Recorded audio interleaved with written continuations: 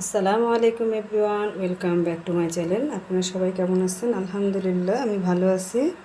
তো আপনাদের মাঝে আজকে আমি নিয়ে আসলাম অসাধারণ একটি মজাদার রেসিপি। আমি আজকে আপনাদের সাথে শেয়ার করব লতি লতি দিয়ে চিংড়ি মাছ এবং আমের ফুলি দিয়ে রান্না করব। সেই রেসিপিটা আপনাদের সাথে শেয়ার করব। এই জন্য আমি লতি কেটে এইভাবে ধুয়ে পরিষ্কার করে ভাপ দিয়ে নিচ্ছি ভালো করে, এবং চিংড়ি মাছ কেটে নিয়েছি। কড়ার মধ্যে আমি পরিমাণ মতো তেল নিয়ে নিব।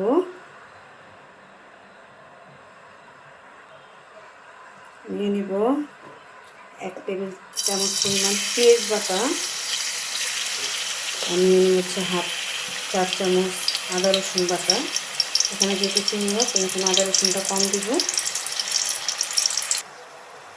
দিয়ে দিচ্ছি হালকা করে হাফ 4 চামচ হলুদ। এখানে আমি হলুদটা কম দিচ্ছি যেহেতু কচুর লতিতে হলুদ মরিচের সংখ্যাটা একটু কম দিব। দিয়ে দিচ্ছি হাফ 4 চামচ পরিমাণ মরিচের গুঁড়ো, আর দিব হচ্ছে স্বাদ মতো লবণ।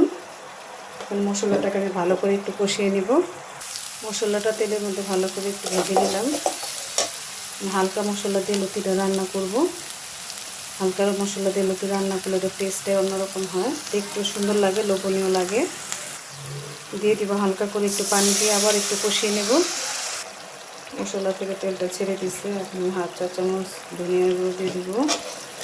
দেওয়ার পরে এখানে আমি কেটে রাখা চিংড়ি মাছগুলো দিয়ে দিচ্ছি। চিংড়ি মাছগুলো ভালো করে কষিয়ে নেব মশলার মধ্যে।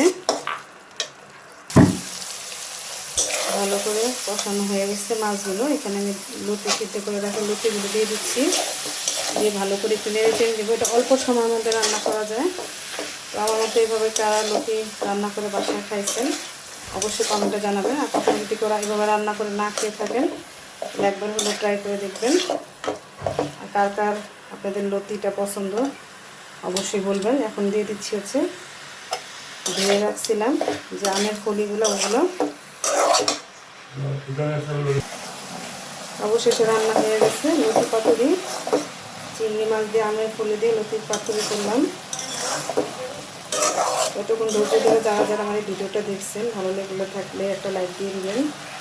আর অবশ্যই বাসায় কিন্তু ট্রাই করে দেখবেন।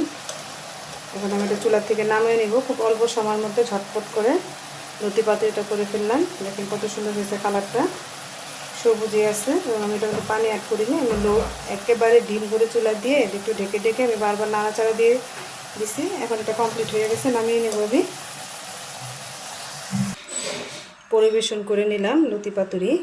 তো আমি ফলিটা দিয়েছি এই কারণেই, যদি অনেক সময় হয় না যে কচুর থেকে গলা ধরে, একটু গলা আংড়ায়, তো ওইটা যেন না হয়, না লাগে, এই জন্য আমি ফলি দিয়ে নিয়েছি। আপনারা চাইলে এখানে তেঁতুলও দিতে পারেন, একটা টক জাতীয় বা একটু লেবু রস চিপটা দিতে পারেন। তো আমি আমের ফলিটা দিয়েছি। তো আজকের মতো এখানেই বিদায় নিলাম। অন্য আরেক দিন নতুন কোনো রেসিপি নিয়ে আপনাদের মাঝে হাজির হব ইনশাল্লাহ। আমার জন্য দোয়া করবেন, আমার পাশেই থাকবেন। আল্লাহ হাফেজ।